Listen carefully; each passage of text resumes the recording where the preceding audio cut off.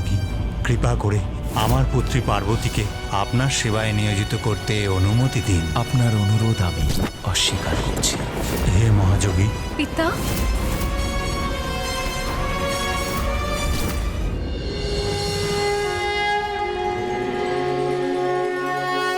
মাতা পার্বতী মহাদেবের অনেক কাছেই ছিলেন, আর মহাদেবও কিছু অনুভব করছিলেন, কারণ ধ্যান করলেও মাতা সতীর দৈব স্মৃতি ওনার মনে ভাসতে লাগলো।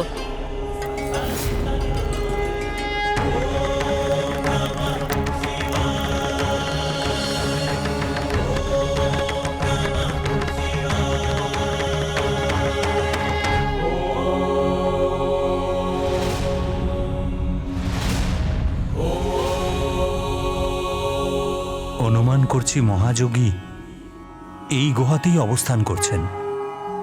আমাদের ওনার সম্মুখে যাওয়া উচিত।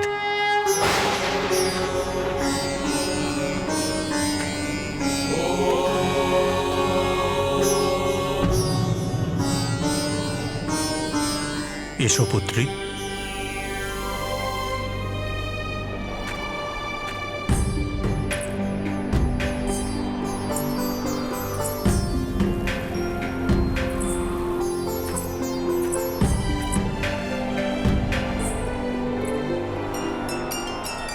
এবার মাতা মহাদেবের সামনে পৌঁছেই যাবেন।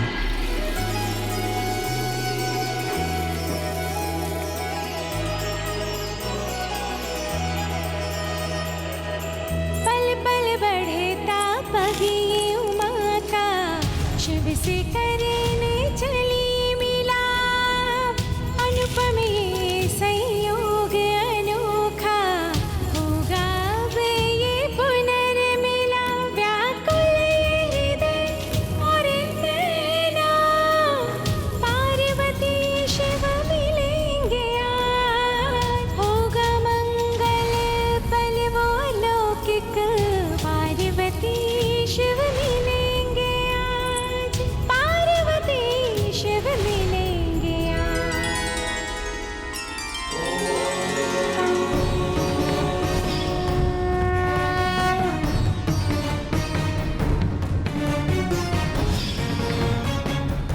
সতীর উপস্থিতি আমি অনুভব করছি কেন?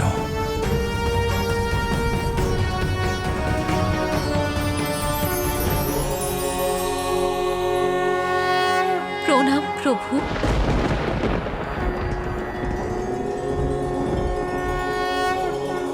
ব্যাস, এবার মহাদেব নিজের নেত্র অবশ্যই খুলবেন।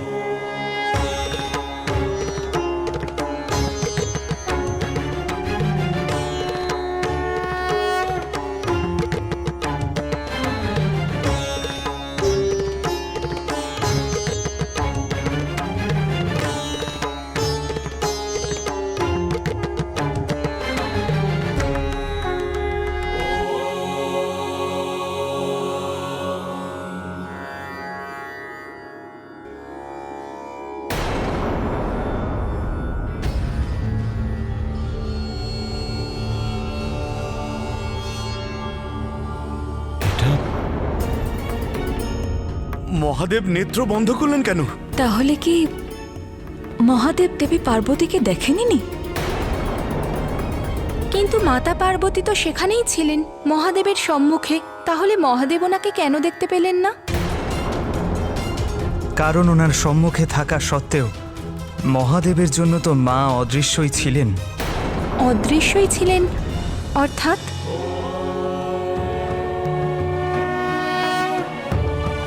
কিন্তু যদি মাতা মহারাজ হিমাবনের পেছনে স্থিত থাকবেন, তাহলে মহাদেবের দৃষ্টি ওনার উপর কি করে পড়বে?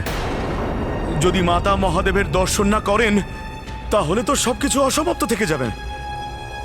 এই মহাযোগী তো আমাকে দেখেও না দেখার ভান করছেন, কিন্তু কেন? এর কি কারণ?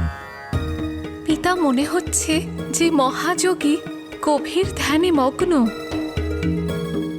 আর উনি ওনার ধ্যান ভঙ্গ করতে চাইছেন না। কারণ আমার বিশ্বাস আছে যে আপনার কণ্ঠস্বর উনি নিশ্চয়ই শুনেছেন।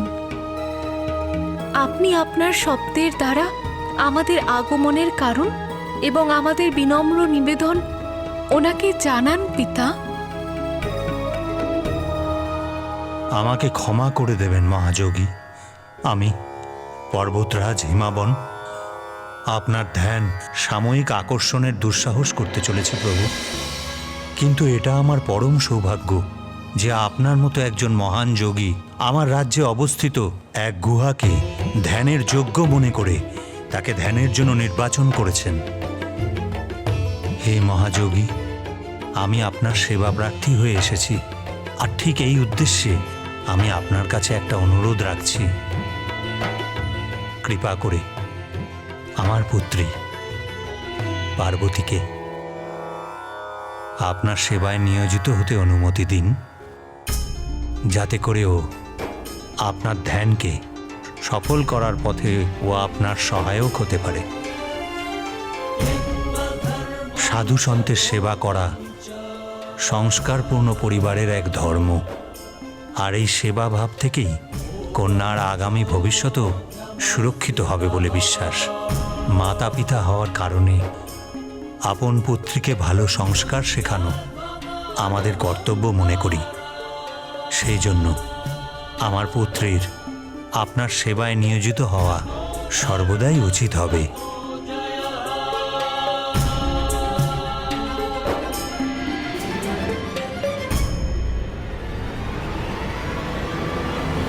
স্বামী, মহাদেব মহারাজ হিমাবনের কথা শোনার পরেও না শোনার ভান কেন করছেন?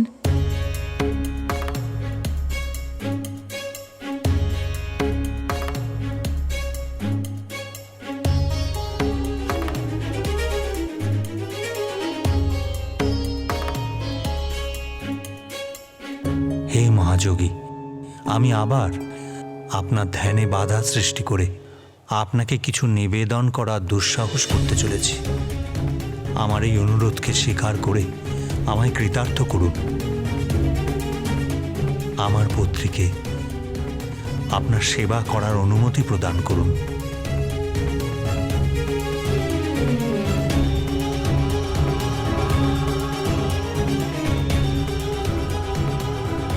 আমাদের নিবেদনটাও শুনুন মহাদেব, নেত্র খুলুন এবং মাতাকে স্বীকার করুন প্রভু।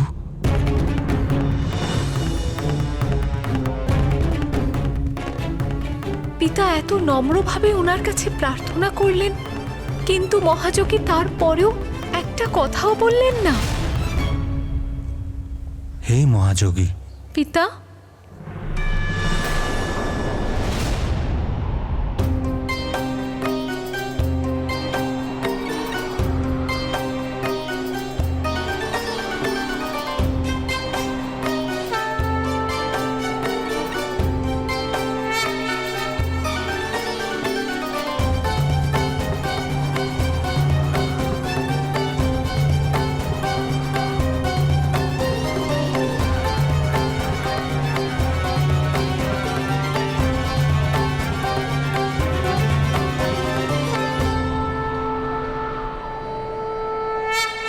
পিতা, আপনি দয়া করে আমাকেই ওনার কাছে প্রার্থনা করতে দিন। মনে হয় এটাই উচিত হবে। যদি মাতা মহাদেবকে কিছু বলেন তো তখনই মহাদেব কণ্ঠস্বর চিনে ফেলবেন আর নিজের চোখে দেখবার জন্য নেত্র খুলবেন।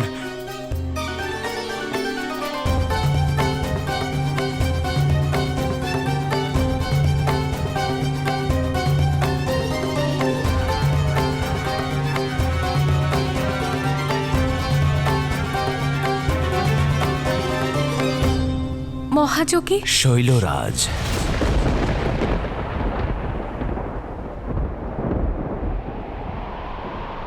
এই কণ্ঠস্বর আমার এত পরিচিত কেন মনে হচ্ছে? মনে হচ্ছে যেন এই স্বর আমার হৃদয়, আমার শিরা উপশিরায় বয়ে চলেছে। কে ইনি? ওনার সাথে আমার কি সম্পর্ক?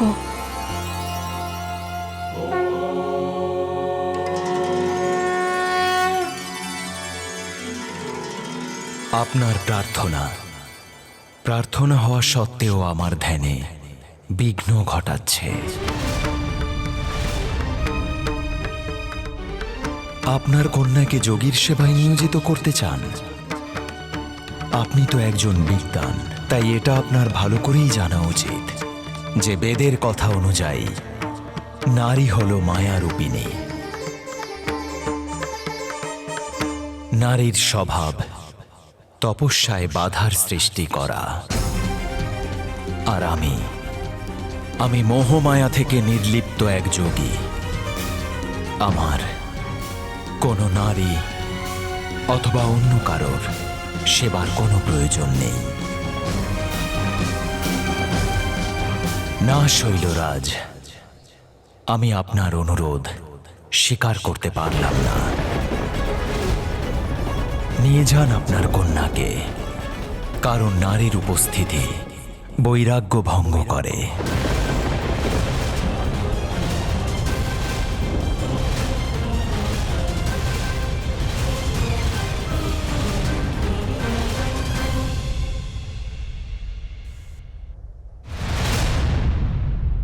মহাদেবে কি করলেন?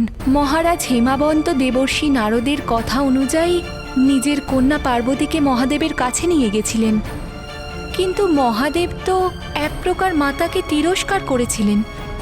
গুণেশদেব, মাতা নিশ্চয়ই তখন ক্রুদ্ধ হয়েছিলেন, কারণ মহাদেব তো ওনার পিতাকেও অসম্মান করেছিলেন। তারপর কি হলো গুণেশদেব? মাতা কি ক্রুদ্ধ হয়েছিলেন, নাকি তিনি শান্ত হয়ে এই পরিস্থিতির সম্মুখীন হয়েছিলেন?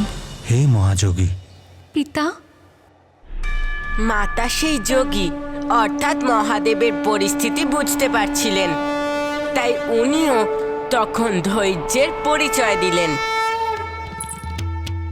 उमा समक्ष खड़ी और शिव ने आंखें जो मूंदी, दोनों हैं अनभिज्ञ और मिलाप अधूरी।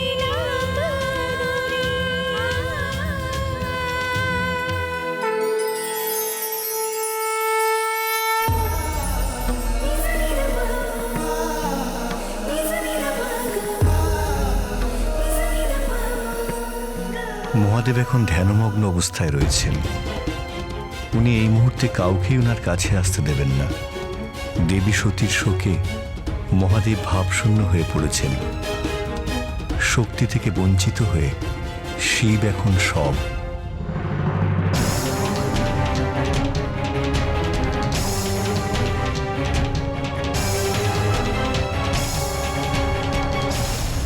মহাদেব নিজের নেত্র অবশ্যই বন্ধ করেছেন, কিন্তু যখন উনি দেবী পার্বতীর কণ্ঠস্বর শুনবেন, তখন তার কণ্ঠস্বর শুনে অবশ্যই ওনার কোনো প্রতিক্রিয়া হবে। প্রণাম প্রভু।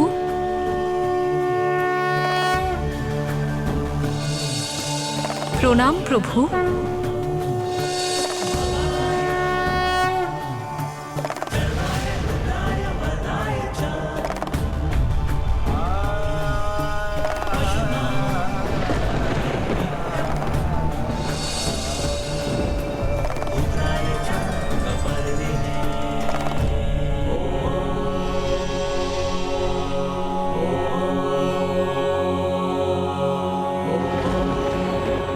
এটা কি? মহাদেব পুনরায় নিজের নেত্র বন্ধ করে নিলেন? এ কি হলো নাথ?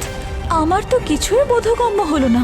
মহাদেব দেবী পার্বতীর গলার স্বর শুনলেন, উনি দেবী পার্বতীর আভাসও পেলেন, যার প্রতিচ্ছবি ওনার মুখমণ্ডলে স্পষ্ট হলো। উনি ওনার নেত্রও খুললেন। তাহলে উনি পুনরায় ধ্যানমগ্ন কেন হলেন নাথ? প্রিয়ে, মহাদেব দেবী সতীর বিয়োগে এতটাই ব্যাকুল যে ওনার নেত্র সর্বত্র দেবী সতীকেই খুঁজে বেড়ায়। প্রতি কণ্ঠস্বরে তারই কণ্ঠস্বর খুঁজে বেড়ান Mahadev.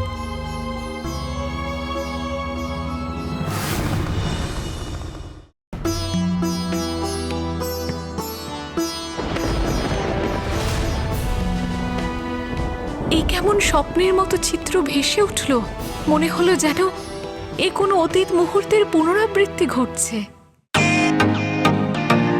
Welcome to Beaton world. How may I assist you? নতুন ফ্ল্যাটের জন্য একটা স্ট্যান্ড ফ্যান আর কুলার নেব। এই পচা গরম থেকে একটু স্বস্তি চাই। বাজার চলতে সব ব্র্যান্ড আর ভরসাযোগ্য নয়। তার জন্য তো আমাদের ফ্যান আছে, all purpose bullet table fan, ceiling fan. আমাদের সিলিং ফ্যান কিন্তু 30 মাসের ওয়ারেন্টি সহ পাওয়া যায়। আছে ফারাটা 2 বছরের ওয়ারেন্টি, 17 থেকে 20 মিটার এয়ার ফ্লো, মধ্যবিত্তের সাধ্যের মধ্যে একমাত্র ভরসাযোগ্য ব্র্যান্ড বিটেন। আমাদের কুলারের কিন্তু অনেক range, 45 litres, 50 litres, 70 litres, 90 litres, 110 litres. Honeycomb সহযোগে বিটেনের সব কুলারের ওয়ারেন্টি 1 বছর। চেনা হাওয়ায় অচেনা অনুভূতির জন্য একমাত্র আদর্শ বিটেন। গরমে স্বস্তি পেতে বিটেনের ফ্যান হোক বা কুলার, আজই আনুন বাড়িতে। Beaten, digitally years.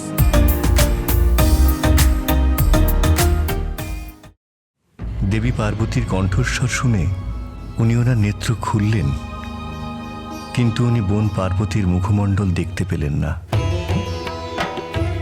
ধ্যান অবস্থায় যদি উনি কিছু দেখতেও পান, তবে সেটা শুধুমাত্র একটা নারীর প্রতিচ্ছবি, দেবী সতীকে নয়, শুধু নারী স্বরূপ। আর দেবী পার্বতীও মহাদেবকে দেখলেন না, কারণ উনি ওনার প্রতি সম্মান জ্ঞাপন করার জন্য উনি ওনার দৃষ্টি মহাদেবের চরণে স্থির করে রেখেছেন।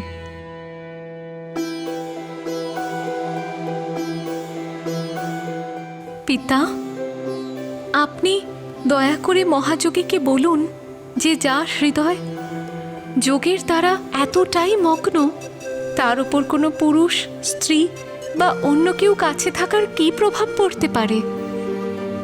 যোগী এবং সাধু সন্ন্যাসীদের জীবন তো সমাজের জন্য কল্যাণকর। আমি ওনার সেবা করলে আমারও তো কল্যাণই হবে। আর আমি কথা দিচ্ছি যে আমি আমার কারণে ওনার ধ্যান কখনো ভঙ্গ হতে দেব না। এখানকার শান্তি ভঙ্গ না করে নীরবে নিভৃতে আমি ওনার সেবা করব। নীরবে নিভৃতে আমি ওনার সেবা করব। হে মহাযোগী, আমার পুত্রকে আপনার সেবা করার অনুমতি দিয়ে আমার উপর কৃপা করুন।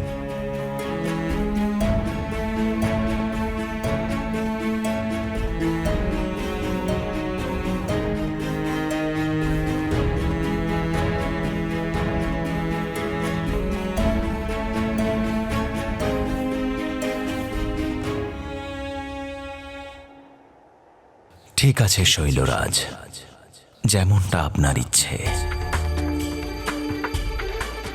শৈলরাজ, আমি আপনার কন্যাকে আমার সেবাতে নিয়োজিত করছি।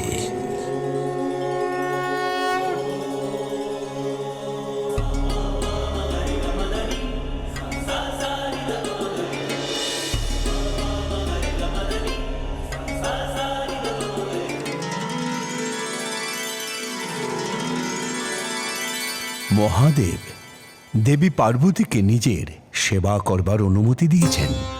এখন তো আমার আশা যে এক্ষেত্রে দুজন দুজনকে দর্শন করতে পারবেন।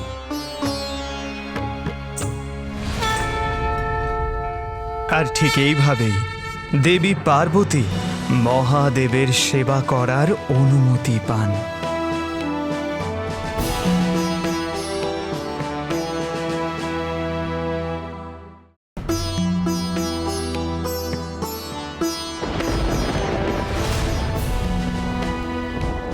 এ কেমন স্বপ্নের মতো চিত্র ভেসে উঠল। মনে হলো যেন এ কোনো অতীত মুহূর্তের পুনরাবৃত্তি ঘটছে। Welcome to Beaton world. How may I assist you? নতুন ফ্ল্যাটের জন্য একটা স্ট্যান্ড ফ্যান আর কুলার নেব। এই পচা গরম থেকে একটু স্বস্তি চাই। বাজার চলতে সব ব্র্যান্ড আর ভরসাযোগ্য নয়। তার জন্য তো আমাদের ফ্যান আছে, all purpose bullet table fan, ceiling fan. আমাদের সিলিং ফ্যান কিন্তু 30 মাসের ওয়ারেন্টি সহ পাওয়া যায়। আছে ফারাটা 2 বছরের ওয়ারেন্টি, 17 থেকে 20 মিটার এয়ার ফ্লো, মধ্যবিত্তের সাধ্যের মধ্যে একমাত্র ভরসাযোগ্য ব্র্যান্ড বিটেন। আমাদের কুলারের কিন্তু অনেক range, 45 litres, 50 litres, 70 litres, 90 litres, 110 litres. Honeycomb সহযোগে বিটেনের সব কুলারের ওয়ারেন্টি 1 বছর। চেনা হাওয়ায় অচেনা অনুভূতির জন্য একমাত্র আদর্শ বিটেন। গরমে স্বস্তি পেতে বিটেনের ফ্যান হোক বা কুলার, আজই আনুন বাড়িতে। Beaten, digitally years.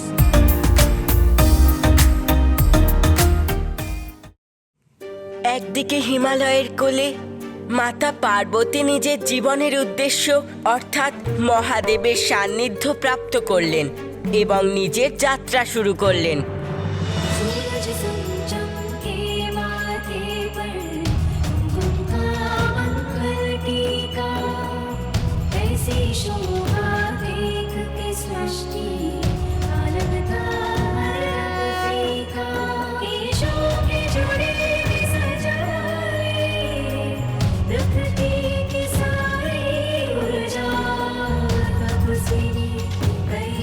पशुपति की पार्वती है गिरिजा। আবার অন্যদিকে অট্টাসুর নিজের লক্ষ্য পূরণ করার জন্য তৎপর ছিল, যাতে ও অতি শীঘ্র তারকাসুরের কাছে পৌঁছতে পারে আর তাকে মা পার্বতীর বার্তা দিয়ে তাকে সুরক্ষিত করতে পারে, আর তারকাসুর যাতে মাকে আক্রমণ করে তার উদ্দেশ্য সাধন করতে পারে। মহারাজের রাজভবন চলে এসেছে, এবার শীঘ্রই ওনার সামনে উপস্থিত হব আমি, আর ওনাকে এই সংবাদটা জানাবো।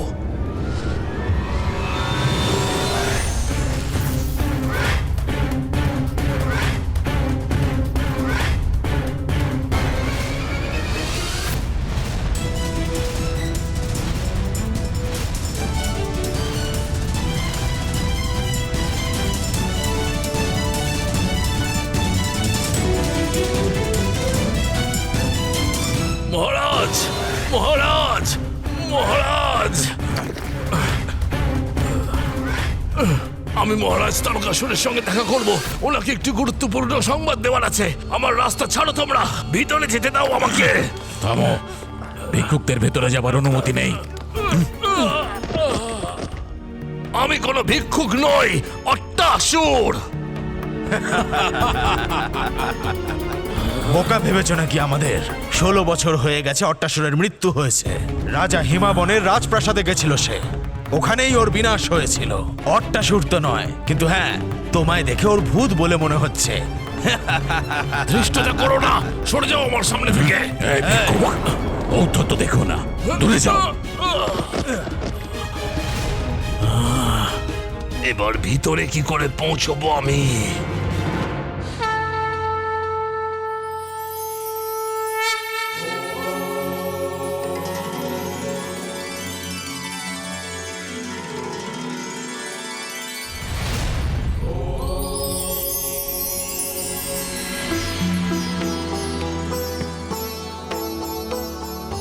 মাতা পার্বতী মহাদেবের সান্নিধ্যে ছিলেন, আর তখন বারবার আগের কথা মনেও পড়ছিল। কিন্তু এখনো মাতা পার্বতী এবং মহাদেব একে অপরের জন্য পুরোপুরি অপরিচিত ছিলেন।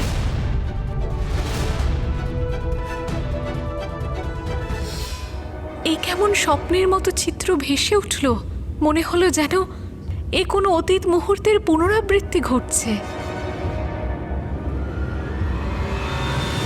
একদিকে মাতা পার্বতী মহাদেবের সেবায় মগ্ন হলেন, আর আরেকদিকে মহাদেব নিজের ধ্যানে। ঠিক এইভাবেই দিনের পর দিন কেটে যাচ্ছিল।